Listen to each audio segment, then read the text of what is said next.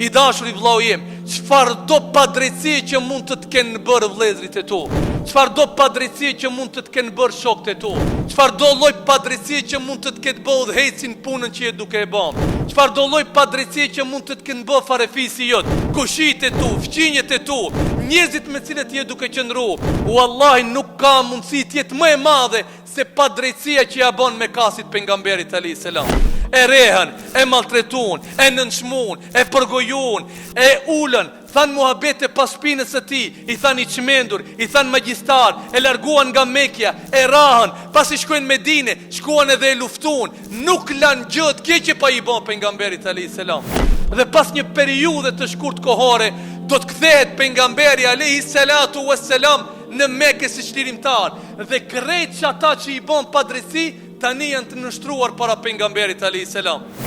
Shikoni kjo sa emocionale, shikoni kjo sa e madhe, shikoni ne në këtë kohë sa nevojë kemi për diçka të tillë. I pyeti me kasit ta, çfarë mendoni se kam për të bërë me ju?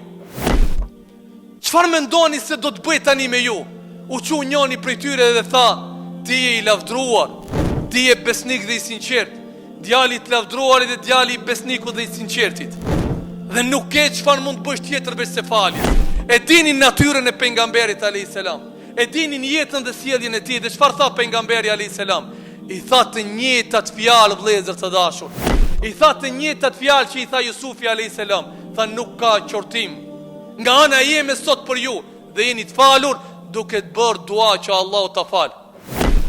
Prandaj kush fal në këtë dunjë, Allah ka për ta fal në yawmul qiyamah. Kush dëshiron xhenetin dunjën tjetër, Allahu dhul xhelal dëshiron për atyre njerëzve që ta zbutin zemrën dhe kalbin. Dhe nuk kemi anë këtë dunjë me jetu me inate, nuk kemi anë këtë dunjë me ju hakmar njëri tjetrit, nuk kemi anë këtë dunjë që të lejojmë kur dikush na bën diçka ne t'ja bëjmë të njëjtën dhe t'ja humbim kuptimin dhe qetësinë dunjos, nga se në këtë dunjë kemi ardhur thjesht për treguar se ne seriozisht besojmë xhenetin, e Allahu xhenetin me nasib në e boft, e paqja, qetësia dhe rehatia në zemrat tona zotroft, e dashur Allahu dhul xhelal kur dalëm sot për xhamie, nga gjithë ose përballë gjithë njerëzve që kemi inat, përballë gjithë njerëzve që kemi zili, përballë gjithë njerëzve që kemi inat, zgjejmë forcën brenda vetes tonë, t'ja japim dorën, kërkojmë halallokun dhe themi se ne e duam xhenetin Allahu dhul xhelal nëpërmjet kësaj vepre dhe kësaj pune.